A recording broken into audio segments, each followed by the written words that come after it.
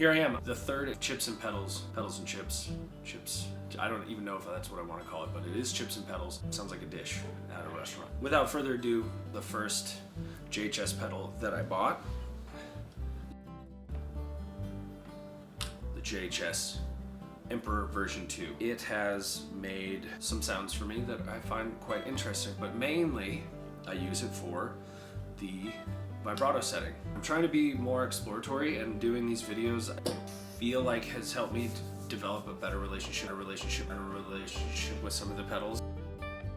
Develop an understanding with these pedals that I didn't normally have, because I find one setting and I just sort of exploit it. It's a cool pedal. You can go to JHS on YouTube and they do a full hip look down view on it and have a guitar playing and a hand like thing from Adam's Family.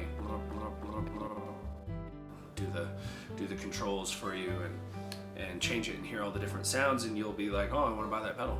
The thing that I appreciate about this pedal is that the volume, there's a volume and an EQ, and with this you can match your volume, and then sometimes there is a tone cut. You can add by swiping left, you cut the highs and boost the lows. Swipe right, the opposite occurs. That is helpful.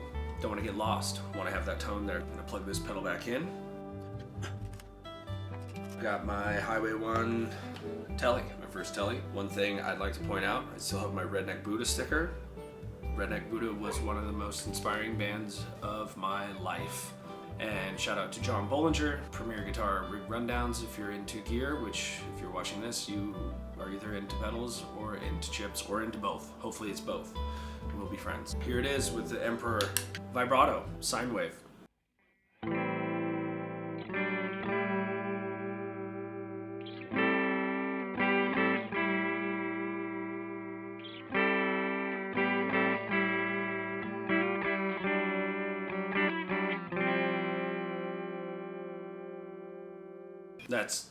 That's cool. Here it is phased.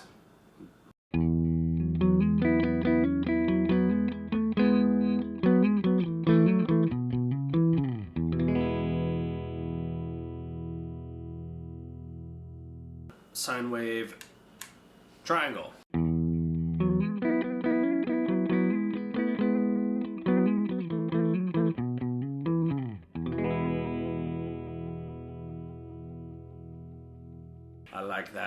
I like that vibrato. Yes. One more thing here. Let's go neck pickup.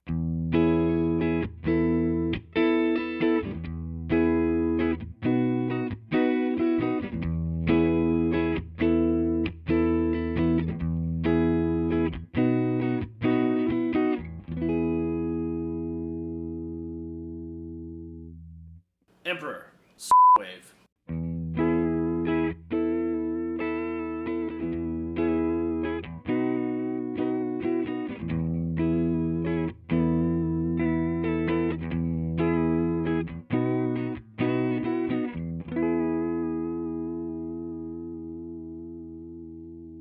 Quick hit of the chorus on sine.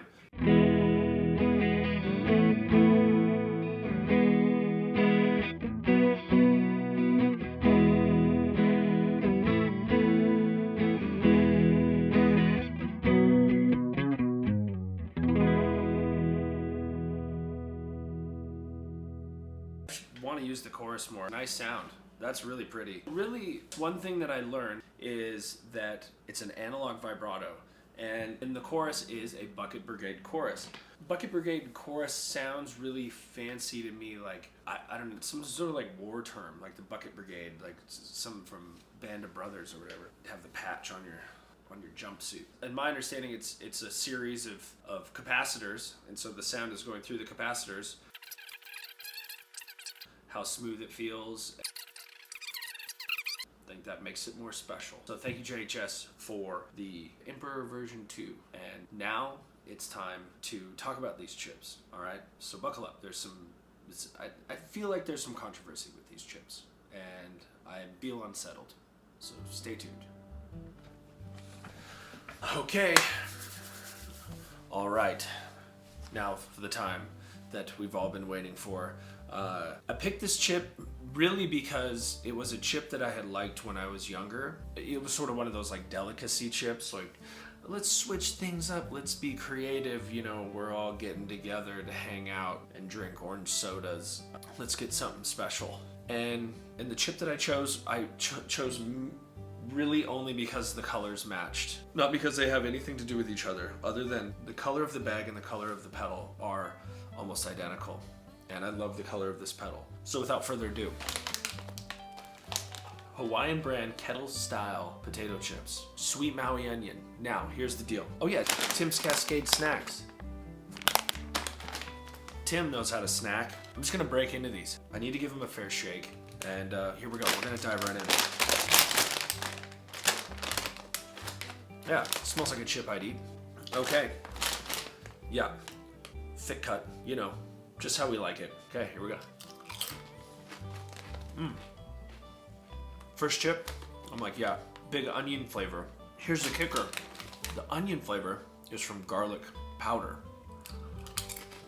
There's no sweet Maui onions in here. If you read the ingredients list, it's garlic, there's sugar, there's spices. Don't Google that. Don't Google natural spices either, and those are in here too. But it's a good chip. Good chip. And here's the deal. Also, they put cheese on these chips. It doesn't say like cheesy onion, cheesy Maui onion, you know, but they kind of try to sell you like, oh, you got these Polynesian flavors in here, but there's just garlic and sugar and natural spices. So I feel a little duped. I like the chip, it tastes good, but if you research your chips, that could kind of be disappointing. So I paired this with a great pedal and high hopes, but I have to say that I'm a little disappointed because also these chips are not made in Hawaii. There's nothing really to do with Hawaii except they use the Hawaiian vibe to get you to buy their chips. Like even this cat, he's like, yeah man, buy these chips, you'll be sailing in a handmade ocean canoe with your pals around Maui. So, you know, I did find out that there is a lawsuit. There are some Hawaiian folks that are not pleased that they're using Hawaiian in here, but they're made in Washington. But it's hard to deny. Almost identical. There's no penguins in Hawaii. Not that I know of. Maybe there is. I don't think so. But anyway, I'd recommend these chips. You're gonna find out that I'll recommend any chip because it's a chip. If I find a bad chip though, I'll say it. But you can't eat too many of these because there's so much sugar. They're the same amount of sugar that's in the voodoo chips. So like 3 grams of sugar, 2 grams of regular sugar, and then 1 gram added sugar. Just too much. Don't need it. I'm doing this before bed. I usually don't eat this late, so it's gonna spoil my sleep. But you know what? If there's a sleep that needs spoiling, sometimes you just gotta do it. Spoil your sleep just a little bit. Got a long drive tomorrow, so I should probably get to bed. Thanks for watching. Subscribe if you like it. If you do, hit the dislike button. Leave a comment. But I'd rather like to know what you like. Let's be positive here. So anyway, that's it. Thank you much. See you again soon.